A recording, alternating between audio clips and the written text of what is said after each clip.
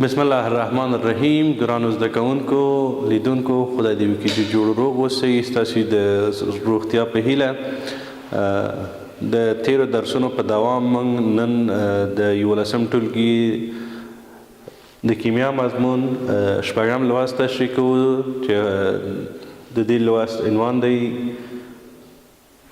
د معلولونو خواص، د معلولونو کوالیګاتیف خاصیت. موږ په دې پوهیږو چې معلولونه ډېر خاصیتونه لري چې ځینې د حل کوونکي او ځینې د حل کیدونکو مادې پورې اړه لري. خو بیا ځینې خاصیتونه دي چې د دوی د ذراتو د حرکت پورې اړه لري چې د کوالیګاتیف خاصیتونو په نامه یادیږي. په کوالیګاتیف خاصیت کې چې کوم موضوعات شامل کیږي، یو دیفوژن دی، بړاس دی، د جوش ټکی دی، د انجماد ټکی دی، د ایشیدو ټکی دی. دا ټول د کوالیګاتیف خاصیتونو پورې مربوط کیږي. نن موږ د دیفوژن یا خپریدنه تاسو ته تشریح کوو چې دا د کوالیګاتیف خاصیتونو د جملې څخه دی. که چیرې موږ دیفوژن تعریف کو، دیفوژن څنګه تعریف کوو؟ دیفوژن وایي چې عبارت له هغه خواصو دی چې د مادې په محلول کې د موادو هغه کوچني ذرې د حرکتو ترمنځ چې کوم تبادله کیږي یا کوم د حرکت چې د ذراتو منځ کې سبب ګرځي تر څو غلیظ محلول رقیق محلول ته لاړ شي یا رقیق غلیظ ته. دغه یوه پروسه چې ترسره کیږي دې ته دیفوژن وایي. یعنې په خلاص ډول دیفوژن خپریدنه، یعنې که چیرې موږ یو کوچنی ذره په یو محلول کې واچوو، دا تر څو هغه تعادل حالت ته راشي نو کوشش کوي چې رقیق محلول ته حرکت وکړي. د مثال په ډول که چیرې مثلا موږ دغه یو ظرف په نظر کې ونیسو، دلته د مالیکولونو تعداد ډیر وي.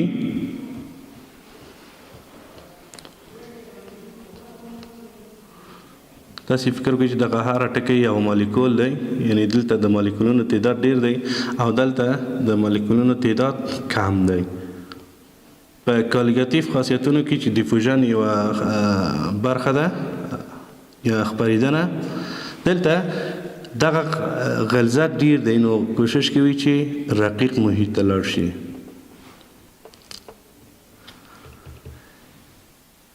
تر هغه وخته پورې دغه مالیکولونه دې طرف ته ځي تر څو دواړه په تعادل حالت کې راشي، یعنی په ټوله ساحه کې د دوی ذرات په مساویانه توګه ځای په ځای شوي. د مثال په ډول کې چیرې موږ یو بیکر کې اوبو لرو، بیکر د اوبو ډک کو. په دې بیکر کې موږ یو کرسټال د پوتاشیم پرمنګنیت واچوو یا بوره یا د هر ماده چې رنګیږي که نه.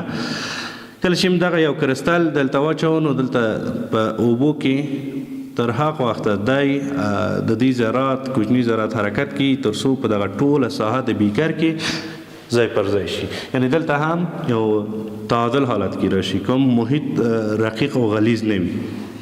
دغه عمل زه غواړم تاسو ته په عملي توګه چې زه په بیکر کې اوبه اچوم او پوتاشیم پرمنګنیت پکې اضافه کوم او غواړم دغه د دیفوژن یا خپریدنې عنوان موضوع تاسو ته په عملي توګه وښیم. د دیفوژن یا په خپل سر خپریدنه زه غواړم په عملي توګه تاسو ته کار وکړم. د دې تجربې لپاره موږ ته چې کوم مواد پکار دي، د مواد اخیستلو قاشوغه ده، بیکر، اوبه او پوتاشیم پرمنګنیت ضرورت دي. د دې تجربې کړنلاره داسې ده چې موږ لومړی د مواد اخیستلو قاشغې په واسطه لږ اندازه د پوتاشیم پرمنګنیت کوچني ذرات اخلو، یعنې څو کرسټله د پوتاشیم پرمنګنیت اخلو، په اوبو کې اچوو، کله چې په اوبو کې اچوو نو دلته په خپل سر خپریدنه یا دیفوژن عملیه ترسره کیږي. دغه بیکر که موږ همداسې پرېږدو تر هغه وخته پورې دغه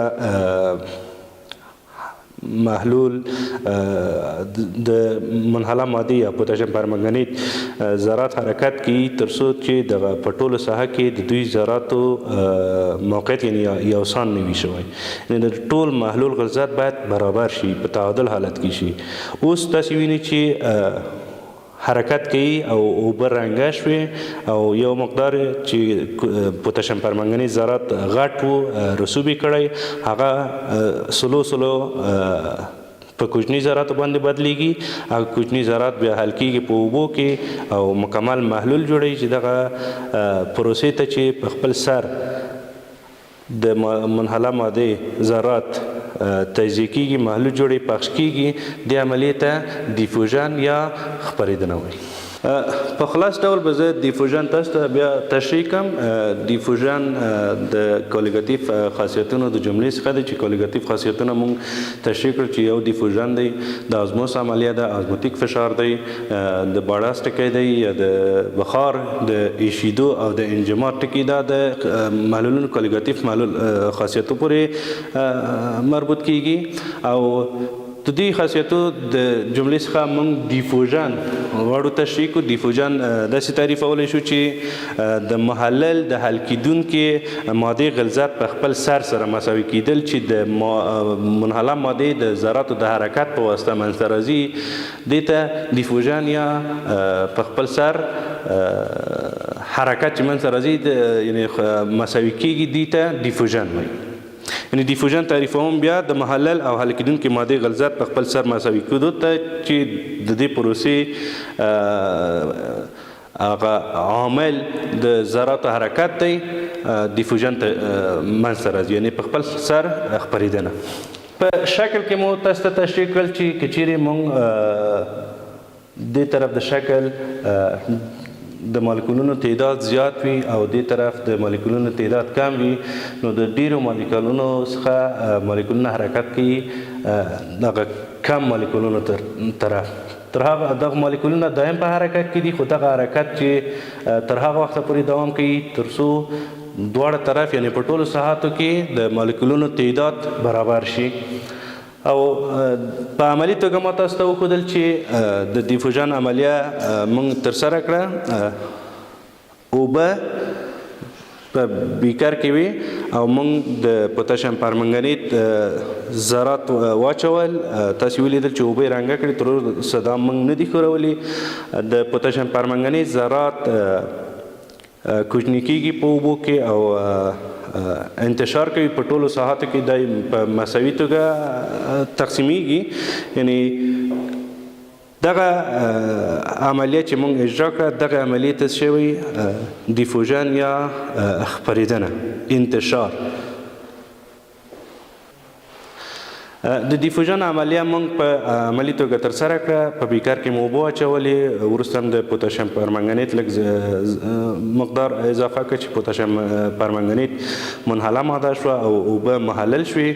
نو دلته پوتاشیم پرمنګنیت موږ کله چې په بیکر کې واچوو نو هغه په انتشار شروع وکړه، یعنې پخش شو په ټولو ساحاتو کې.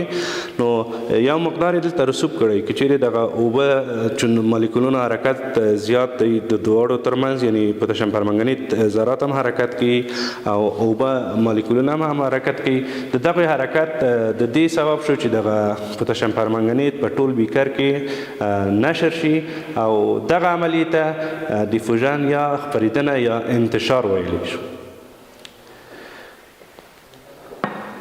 د تاسې د ښه زده کړې لپاره د دیفوژن عملیه تاسې کولی شئ په نورو موادو کې هم، په کور کې هم تاسې دا تجربه کولی شئ. د قلم رنګ په یو ګیلاس کې چې اوبه واچولي واچوئ او دغه دیفوژن عملیه تاسې خپله هم په عملي توګه ترسره کړئ. دا ستاسې کورنۍ دنده. تر بیا مو په الله سپارم. د خدای په امان.